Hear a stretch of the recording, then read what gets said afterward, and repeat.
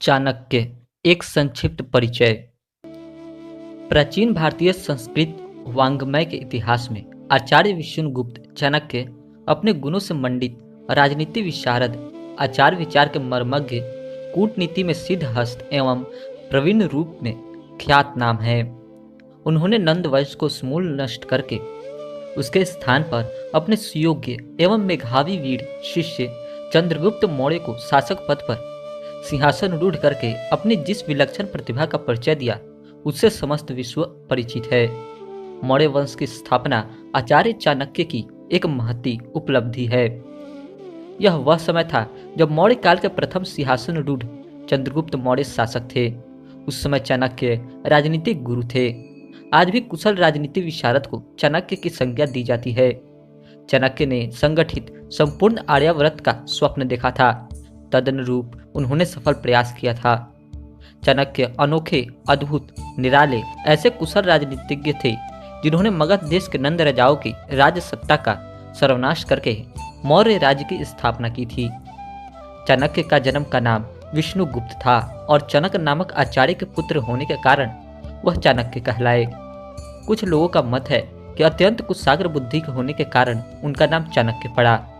कुटिल राजनीति विशारद होने के कारण इन्हें कौटिल्य नाम से भी संबोधित किया गया, पर हर संभवतः यह इनके गोत्र का नाम रहा हो। किंतु अनेक विद्वानों के मतानुसार कुटिल नीति के निर्माता होने के कारण इनका नाम कौटिल्य पड़ा। चाणक्य के जन्म स्थान के बारे में इतिहास मौन है, परंतु उनकी शिक्षा दीक्षा तक्षशिला विश्वविद्यालय में हुई थी। वह स्वभाव से अभिमानी, चारित्रिक एवं विषय दोषों से रहित, स्वरूप से कुरूप, बुद्धि से तीक्ष्ण, इरादे पक्के, प्रतिभा के धनी, युग दृष्टा एवं युग स्रष्टा थे। जन्म से पाटलिपुत्र के रहने वाले चाणक्य के बुद्धि बल का पूरा विकास तक्षशिला के आचार्यों के संरक्षण में हुआ। अपने प्रौढ़ ज्ञान के प्रभाव से वहां के विद्वानों को प्रसन्न कर चाणक्य राजनीति का प्राध्यापक बना। देश की दुर्व्यवस्था को देखकर उसका हृदय द्रवित हो उठा। इसके लिए उसने विस्तृत कार्यक्रम बनाकर देश को एक सूत्र में बांधने का संकल्प किया और इसमें उसे सफलता भी मिली। चाणक्य के जीवन का उद्देश्य केवल बुद्धिरस्य बलम तस्य ही था। इसलिए चाणक्य को अपनी बुद्धि एवं पुरुषार्थ पर पूरा भरोसा था। वह दैवाधीन जगत सर्व सिद्धांत को भ्रम मानता था।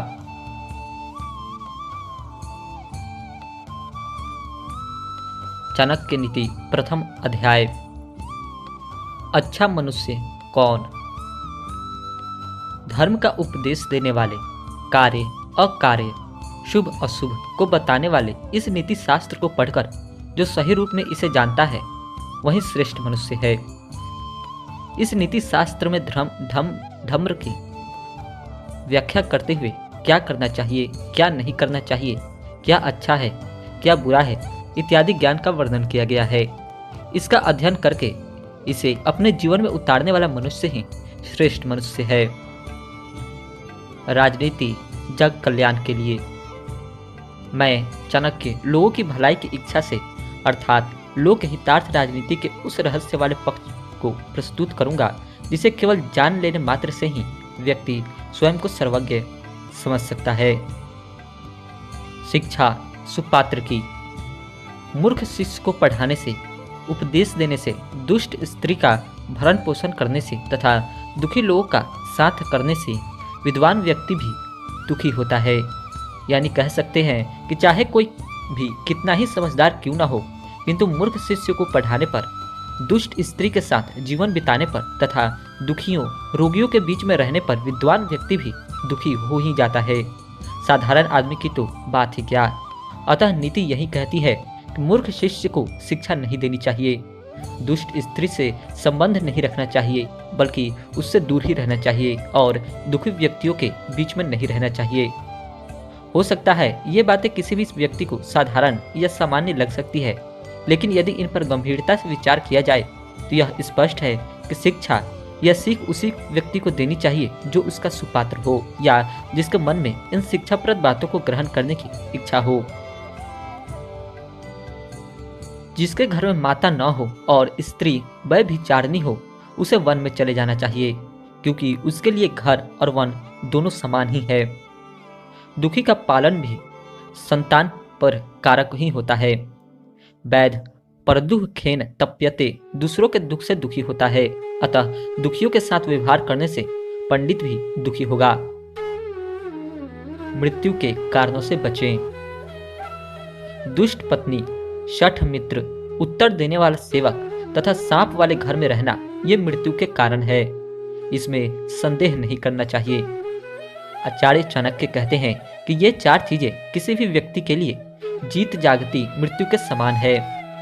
दुष्चरित्र पत्नी, दुष्ट मित्र, जवाब देने वाला अर्थात मुंह लगा नौकर, इन सब का त्याग कर देना चाहिए।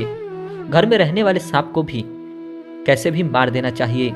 ऐसा न करने पर व्यक्ति के जीवन को हर समय खतरा बना रहता है, क्योंकि किसी भी सहृदयस्थ के लिए उसकी पत्नी का दुष्ट होना मृत्यु के समान है। वह व्यक्ति आत्महत्या करने पर विवश हो सकता है।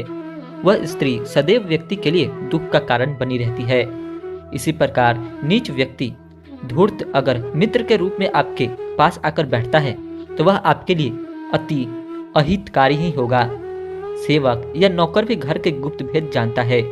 वह भी यदि स्वामी की आज्ञा का पालन करने वाला नहीं है तो मुसीबत का कारण हो सकता है। उससे भी हर समय सावधानी बरतनी पड़ती है।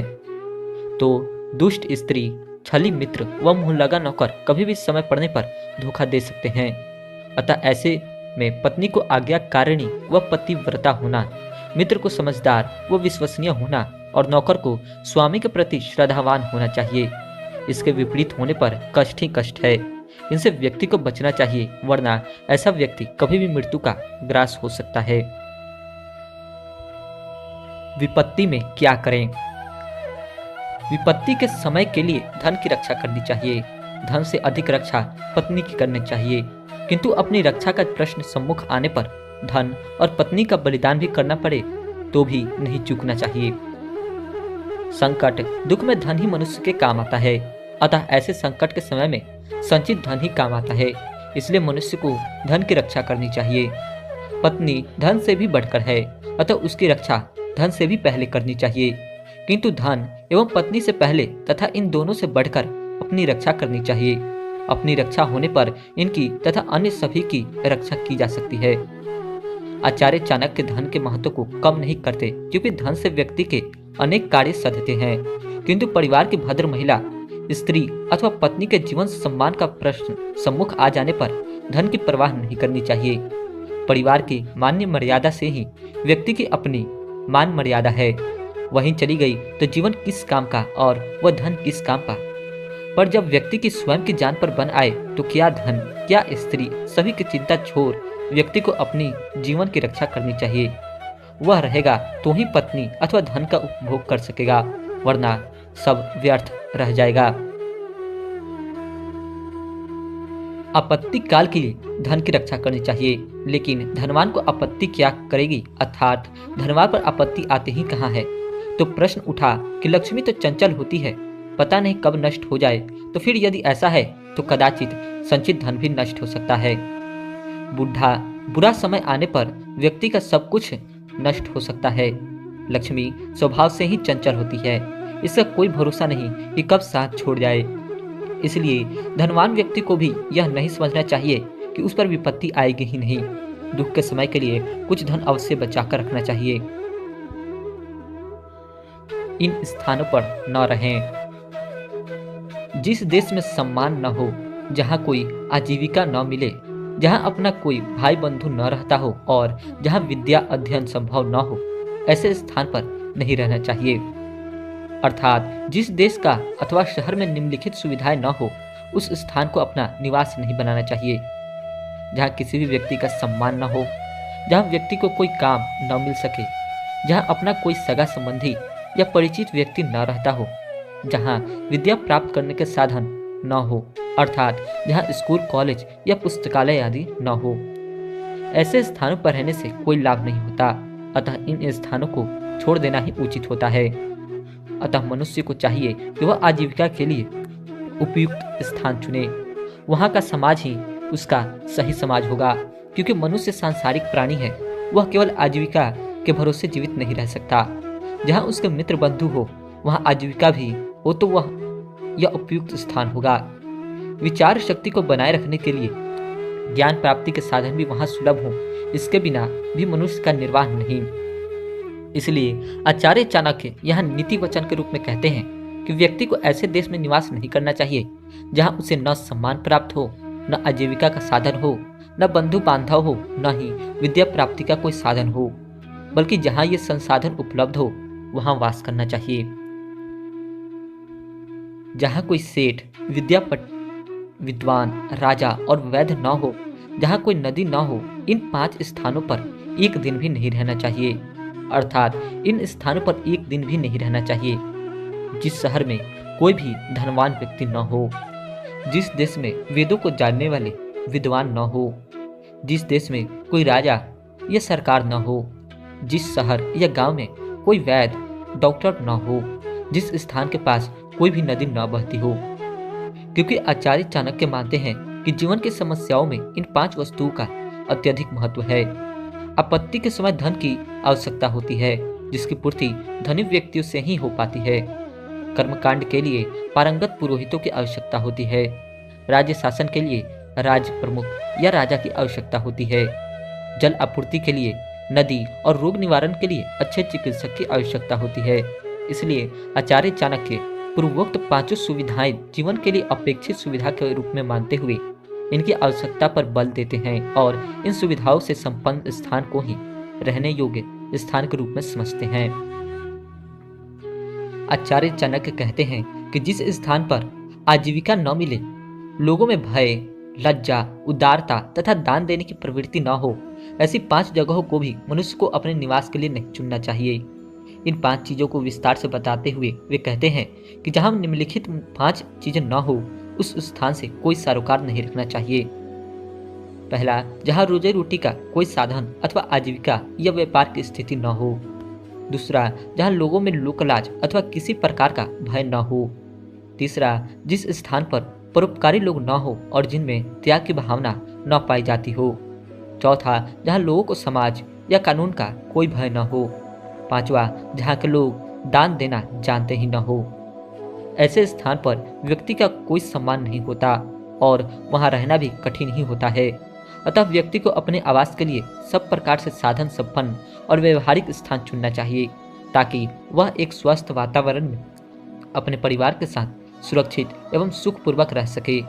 क्योंकि जहाँ के लोगों में ईश्वर, लोक व परलोक में आस्था होगी, वहीं सामाजिक आदर का भाव होगा। अकरणीय कार्य करने में भय, संकोच व लज्जा का भाव रहेगा। लोगों में परस्पर त्याग भावना होगी और वे व्यक्ति स्वार्थ में लीन कानून तोड़ने में प्रवृत्त नहीं होंगे, बल्कि दूसरों के हितार्थ दानशील होंगे। परख समय पर होती है। आचार्य चाणक्य समय आने पर संबंधियों की परीक्षा के संदर्भ में कहते हैं, किसी महत्वपूर्ण कार्य पर भेजते समय सेवा की पहचान होती है। दुख के समय में बंधु बांधवों की, विपत्ति के समय मित्र की तथा धन नष्ट हो जाने पर पत्नी की परीक्षा होती है। यदि किसी विशेष अवसर पर सेवक को कहीं किसी विशेष कार्य से भेजा जाए, तभी उसकी ईमानदारी आदि की परीक्षा होती है। रोग या विपत्ति में ही सगे संबंधियों तथा मित्रों की पहचान होती है और गरीबी में, धनाभाव में पत्नी की परीक्षा होती है। सभी जानते हैं कि मनुष्य सामाजिक प्राणी है, वह अकेला नहीं रह सकता। उसे अपने हर काम को करने में सहायक, मित्र, बंधु, सखा और परिजनों की आवश्यकता होती है। किंतु किसी भी कारणवश उसके ये सहायक उसकी जीवन यात्रा में समय पर सहायक नहीं होते, तो उस व्यक्ति का जीवन निष्फल हो जाता है। अतः सही सेवक वही जो असमय आने पर सहायक हो। मित्र, सखा व बंधु वही भला जो आपत्ति के समय में सहायक हो, व्यसनों से मुक्ति दिलाने वाला हो, और पत्नी वही सहायिका और असली जीवन संगनी है जो धनाभाव में भी पति का सदैव साथ दे। ऐसा न होने पर इनका होना बेकार है।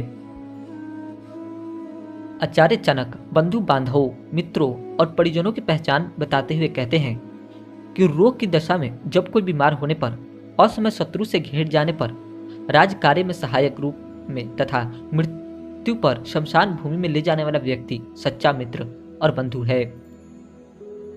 देखा जाए तो सामाजिक प्राणी होने के कारण मनुष्य के संपर्क में अनेक लोग आ जाते हैं और अपने लाभ के कारण वह व्यक्ति से जुड़े होने का भाव भी जताते हैं, किंतु वे कितने सच्चे और सही मित्र है और कितने मौकापरस्त, इसका अनुभव तो समय आने पर ही हो पाता है।